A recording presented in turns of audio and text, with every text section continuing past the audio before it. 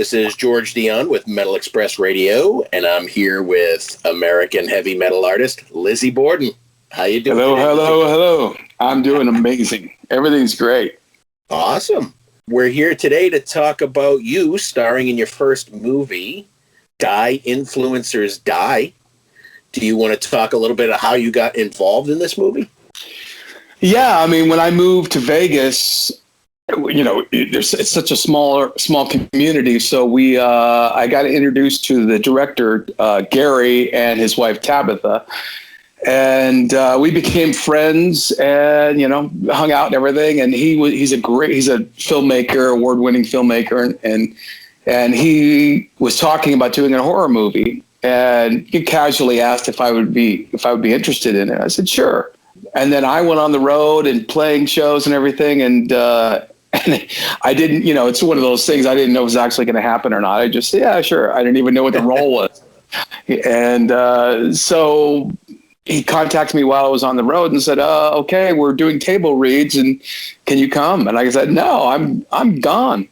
So I missed all the table reads. I missed everything. He sent me the script, but it was in my junk file. So by the time I figured it out, it was a day and a half from shooting. And I got the script, and it was kind of like that. And it's probably a good thing it happened that way. If we overanalyzed it, I don't think it would have turned out as interesting as it is. But it was one of those things that we kind of just made decisions with the look of the character, how I was going to deliver the lines. Everything was just one of those things like pick that over that, that over that, that over that. And that's kind of how we did it. And it was pretty interesting. So when he offered you this movie, was he familiar with who you were as a performer? I mean, he knew who I was, and, we had become friends. We talked about, he's on one side of the entertainment field and I was on the other, but we mutually met in the middle doing videos and stuff. And because we were able to talk about all those things. I've done so many videos and understanding my way around a set. And so when it came down to a character, he wrote the character. So he understood, I guess, I don't know. There wasn't really that many parameters because there was no backstory for this character. So I wasn't stuck in anywhere. I really could do anything I wanted. So even when we began, I started, because there was no table reads or anything. I never delivered one line as this character until the first time we tried it on the set, filming. So it was one of those things where it was like he liked my ideas on where I thought this character should go based on the limited information that we had in the script.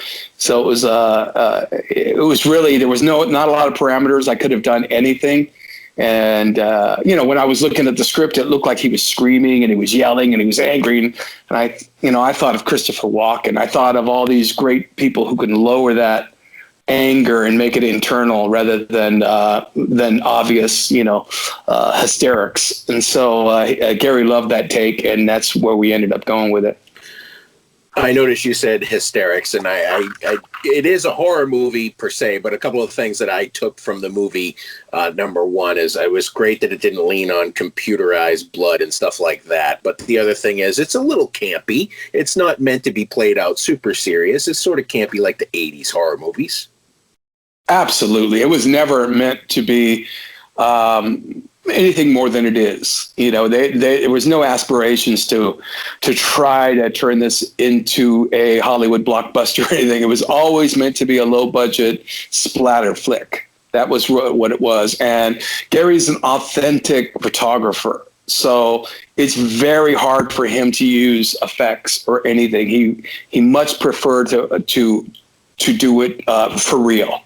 So, I was telling him, well, let's do more effects. Let's do this. And he's like, no. He's a real photographer. He's an award-winning photographer. So it was hard for him to even consider doing any effects. So everything we did was real. Real as far as, using great makeup artists, great special effects guys. And so all the special effects were done on the set. very little was done with effects. And so that, it was really, that was really the line that Gary wouldn't cross. He wanted to use it. He wanted to be real about it as far as using old school techniques on how to do this gore and this. And even when I was watching some of the scenes that I wasn't in, and some of the grotesque scenes, it really felt real, even though obviously it wasn't. It was just, everything was done with old school special effects, and it was so it looked. You didn't have to wait until all the effects were put in on a computer somewhere. It was like happening right then and there, and you had to go with it. And he filmed all of that. It was just really mesmerizing to watch. There's 15 guys on the set watching, guts, blood, and gore, and all this stuff happening, and even some of the acting, visual, physical scenes. I wasn't even in the room for it, but I was in the other room and I could hear it, and it just sounded so authentic and crazy. And so, that was the idea, but it was never meant to try to be a Hollywood blockbuster. And I think he added some intensity when he added heavy metal music to kind of the more gorier scenes. I think that kind of helped, and they were from artists that are also on Metal Blade, like yourself. Yeah, I mean, Brian Slagle was really for Metal Blade was, he's kind of the guy who put the whole thing together as far as, meeting people. He's out here and he's connecting people with everybody. And he was the one who actually, because for a second I was going to pass on the movie because I was too busy. And then Brian goes, no, you got to do it. You got to do it. So he kind of made sure that it happened. So when it came down to picking songs, for the movie and bringing that element in there. I don't know if that was an afterthought or not, but metal music and horror, are always like joined at the hip. So it seemed natural to put that on there. And, I think Brian was involved in picking some of the artists, at least offering up some of the artists. And so it was, it's a match made in heaven or hell. Or hell. So was Die's release affected by the whole COVID-19 lockdowns? Because it appeared to be released in August, but it's sort of getting a re-release on digital platforms this month. Yeah, it actually got really messed up because we were going to do it was already planned and it was booked, but we were going to do a full old school Hollywood type red carpet event in Hollywood, in Vegas, but make it look at old school Hollywood. And it was going to be a full red carpet, all the people that live here and bus people in and all the whole thing. And we were going to show the movie to a certain select group. And then after that, we were going to play a show. And we had a bunch of people that were going to be involved in the whole night. It was a big extravaganza, and it was such a shame we had to cancel the whole thing. But it was really going to be a really fun way of introducing this film and this whole thing. And so it was all set up to go, and then COVID hit, and it was just impossible. So we had to. We thought we were just postponing it. And then when it came to the point where this thing was not going to let up, and it just seemed they couldn't hold the film any longer, so they slowly released it. They released it in different ways, very slowly. And then now that it's finally on Amazon Prime, but there's still more formats that it's going to go on as we go. So instead of a big blowout, it's a bunch of little ones. And it's kind of the way that they've done some of the hotels out here. Instead of the big blowouts when they reopen, they're doing a whole bunch of small ones. And it's a shame because what we were planning was really special, and it would have been really amazing and fun. And there was press conferences, there was everything we had planned for this, but COVID hit and it kind of destroyed those plans. And so instead of one big one, we had a whole bunch of little ones. So it's still going. It's going to eventually end up on Netflix and more platforms. So there'll be more of it as we go. It couldn't have been too difficult to be sharing the set with actresses like Tabitha Stevens and Katie Morgan and Devorah Dark. Yeah, I mean, it was a blast. I thought, I didn't do scenes with everybody. Yeah. They had already had their like casting troupe together, and I wasn't part of it. So I didn't get to meet everyone. I met some of them separately, even off, at a casino. Hey, we're in the movie together. So it's one of those things where it's just the way. But it was really fun, and it was my first debut acting, so it was it felt very natural to me. And having a great director, and Tabitha was amazing. She was always on set and encouraging. Everybody involved was really encouraging. So it was really easy and fun, and it wasn't. Even though this was my first shot at it, it really felt like it was the 20th time I've done it. It felt very natural because of all the encouragement, and even after my first take, the whole set started clapping and stuff. So I was like, okay, well, this is fun. Absolutely. Was there anything about the movie making process that kind of surprised you? I mean, a lot of people say it takes a very long time to film a very short scene. Gary's very fast. He doesn't do a lot of takes. I was the one who wanted to do more takes. I was the one, can I do it this way? No, you got it. Let's move on, So that's kind of the way it was. But, if it was up to me, I would have done 30 takes. But so it's one of those things where, I've done so many videos with, and sometimes we had 30 people, crew members, so it felt very natural. None of it was really, even delivering lines, I have to sing those lines in videos. So and I have to deliver them in a performance way. So, I'm not the kind of guy who just bangs his head, I'm actually performing. So all of it, there was nothing that felt like it was the first time I had ever done it. It was very natural. So it was very similar in almost every way, except for the dead silence. Usually I got music blasting through, but there's dead silence. Meanwhile, there's, 25 people standing there, so it's, that was the only, I guess, nerve-wracking thing, but it really wasn't, because it was fun, and I actually wanted to bring the character down to a whisper in some spots. So that dead silence was needed to be able to get that breathy feel. Do you think that this Coyote character will influence your future live performances? I think so. We were talking about that the other day, doing, I use, my shows are really over the top. I tried, there's like 30 costume changes. There's all this stuff going on. And, I've done stripped down performances before, but to bring this character, all the subtleties that he brought, I thought, okay, well, that really worked in a very subtle way, very powerful. So I thought maybe I could do that on stage and bring that down and see what I could do without all of the costume change and all that stuff. So I think I could bring a little bit of this character on stage and see where it takes me. But yeah, I mean, it taught me that subtlety really can work in my favor and still be very theatrical. So I probably will try some of that in the next show that I put together. Do you think you'll do any future acting? I hope so. I really loved it. I mean, we talked briefly about, because we were talking about the character, like, this guy doesn't have a name. He doesn't have a backstory. We don't even know why he hates these people. We don't know why. We don't understand the whole thing. What's his motivation? And that was one of the things that was interesting, because I was reading the thing. I'm like, I don't even know what his motivation is. Why is he doing this? He's a supernatural character.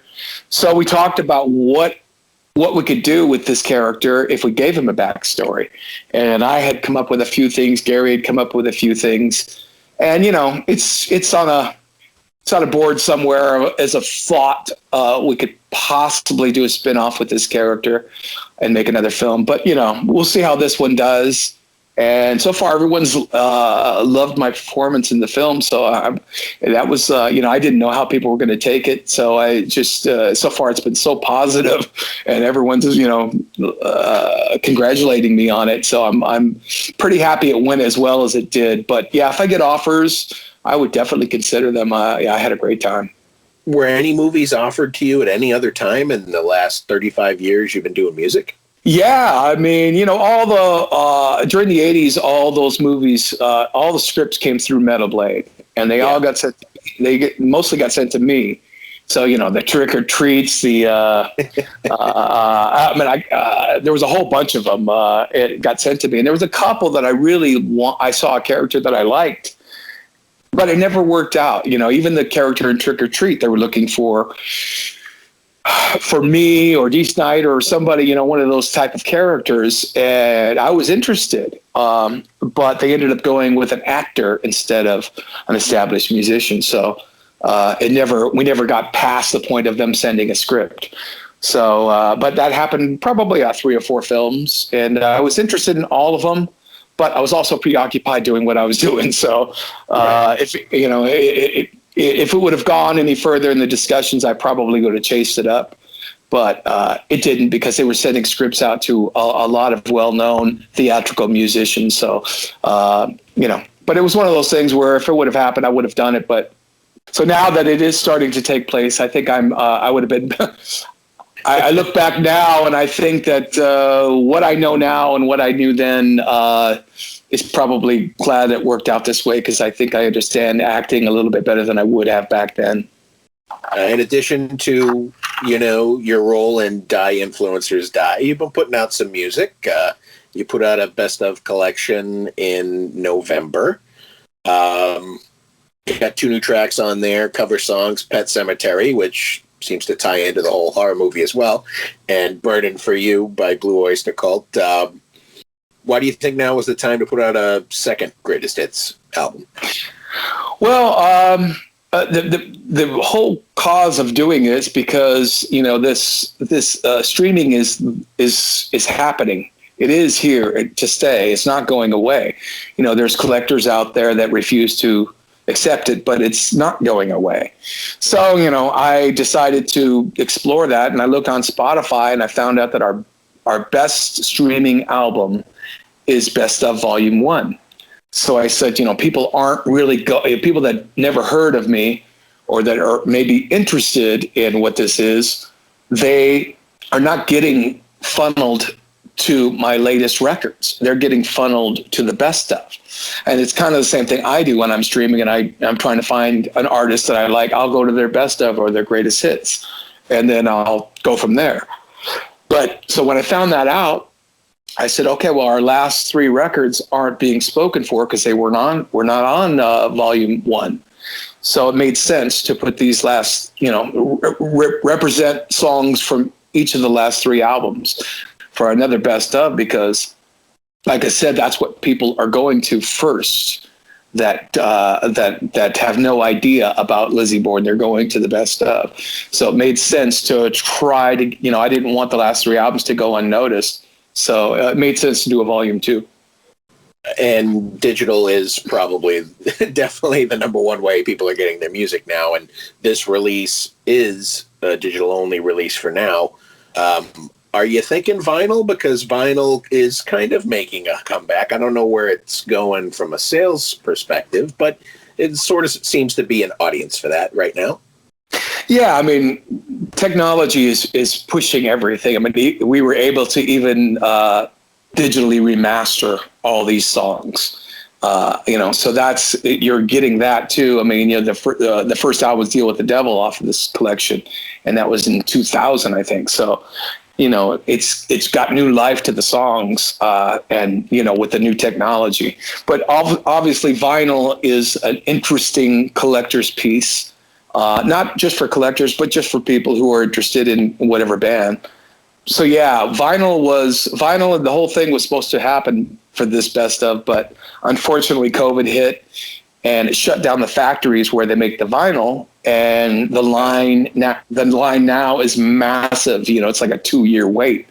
So the record company has to prioritize new releases or whatever. So my best of got pushed back until COVID is, until they catch up with the factory. So unfortunately, just got the digital release. But like I said, it's all remastered, so it's going to sound amazing.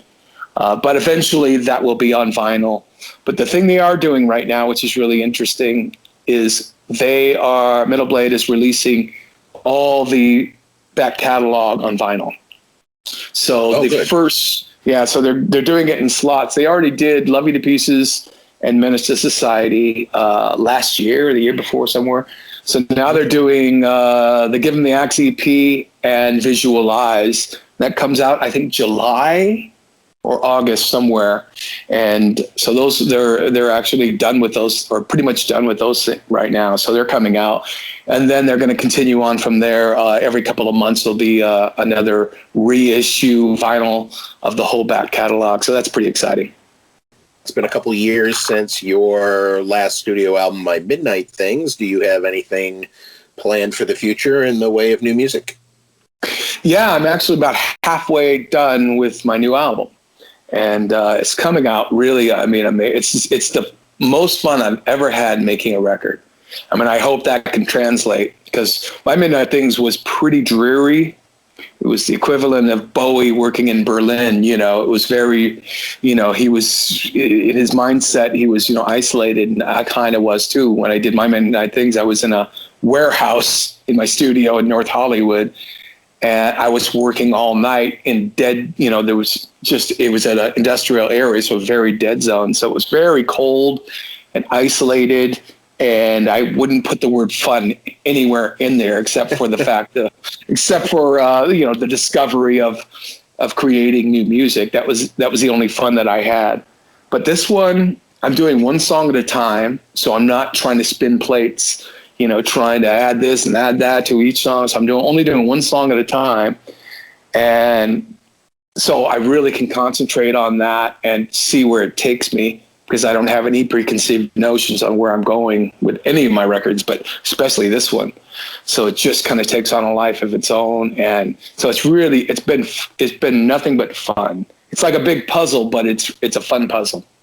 Have any options for touring been presented your way as we start to come out of the lockdown a little bit?